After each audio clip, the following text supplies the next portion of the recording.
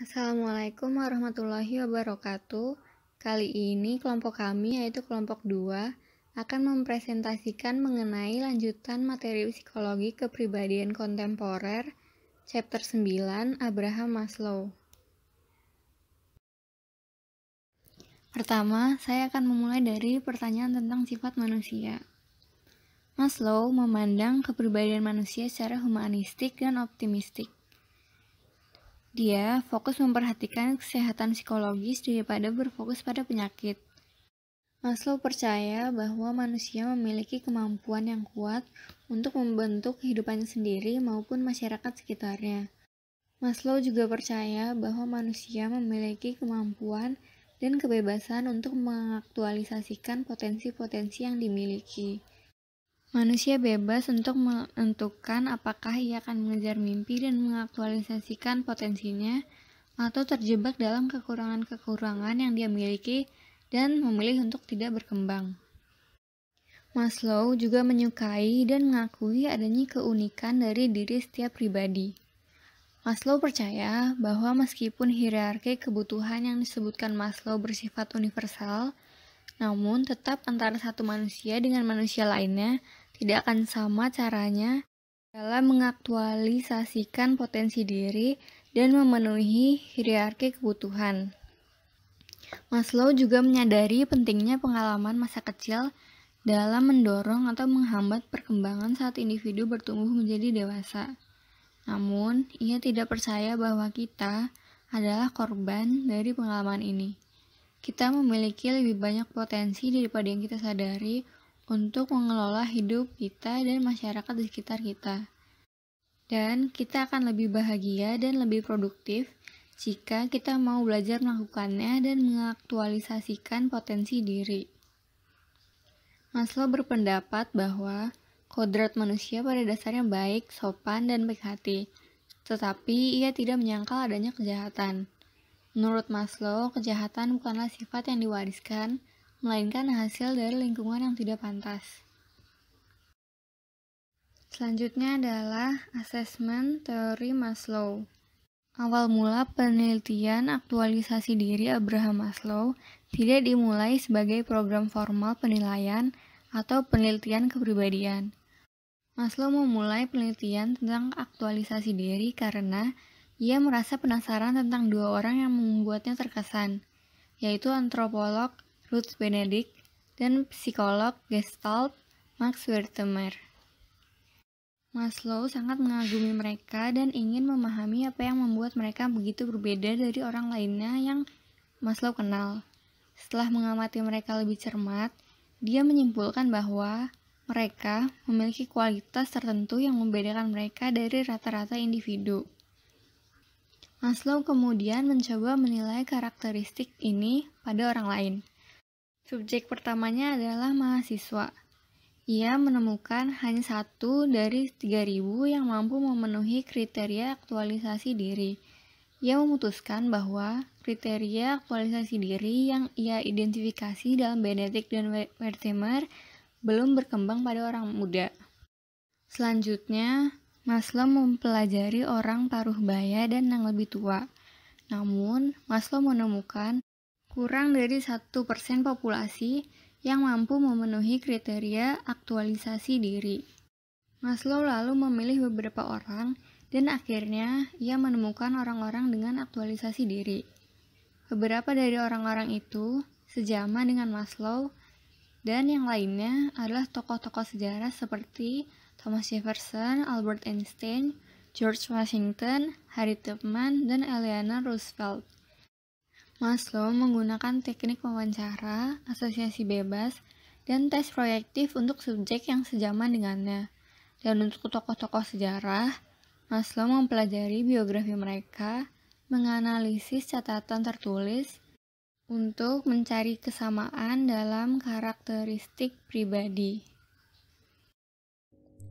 Berikut adalah contoh dari The Personal Orientation Inventory, yaitu kuesioner self-report untuk mengukur aktualisasi diri yang dikembangkan oleh psikolog Everett Sustrom 1964-1974 Responden akan memilih dari satu pasang pernyataan manakah yang lebih menggambarkan diri mereka.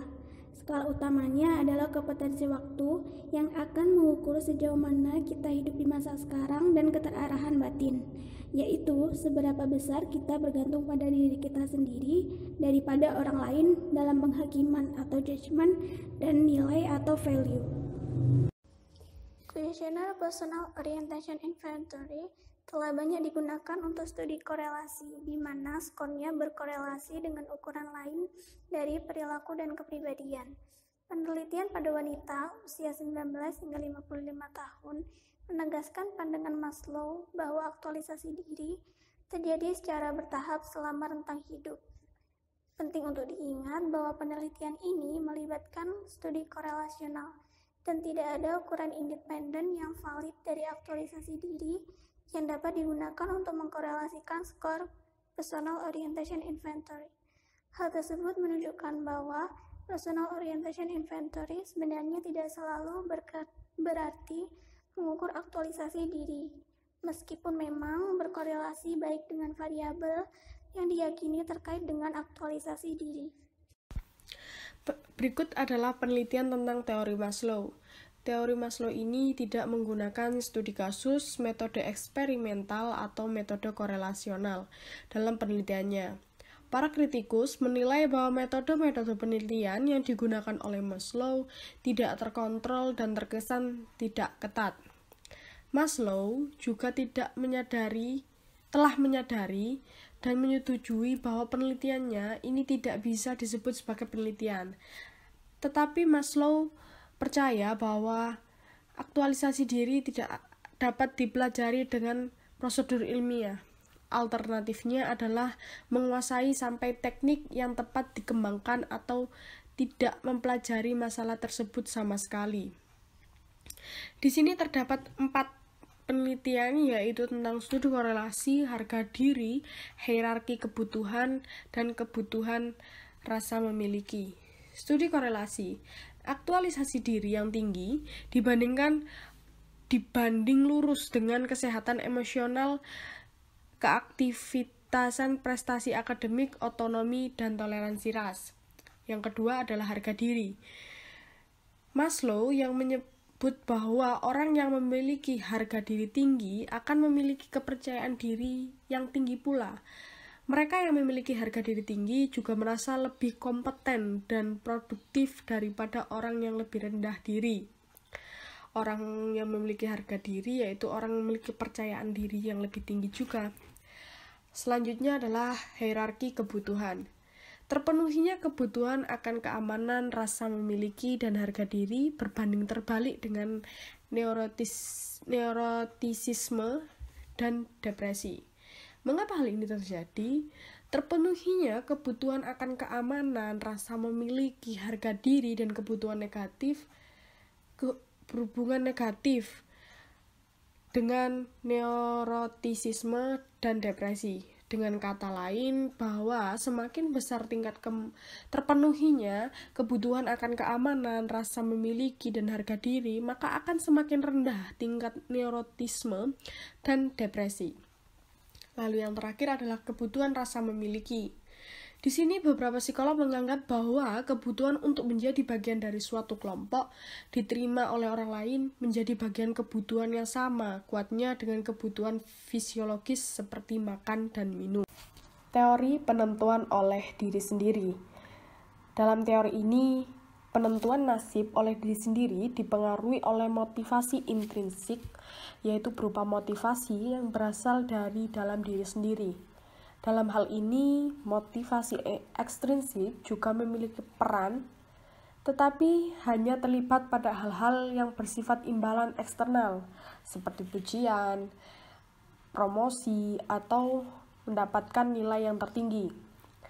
Maslow sendiri menganggap bahwa penentuan nasib oleh diri sendiri dan aktualisasi diri yang memiliki tujuan untuk mencapai kepuasan batin memiliki kontribusi yang lebih besar dalam mencapai kepuasan hidup dibandingkan dengan penghargaan-penghargaan eksternal seperti naik jabatan, pujian, atau mendapatkan nilai tinggi dalam suatu mata pelajaran. Dalam teori ini, Terdapat 3 kebutuhan dasar yang harus dipenuhi agar manusia mencapai kehidupan yang sejahtera. Yang pertama yaitu kompetensi. Kompetensi ini sendiri yaitu kebutuhan untuk merasa bahwa seseorang dapat menguasai tugas yang sulit, atau bisa dibilang mampu mengetahui hal-hal sulit yang ada pada dirinya sendiri dan mampu mengatasinya. Lalu yang kedua adalah otonomi.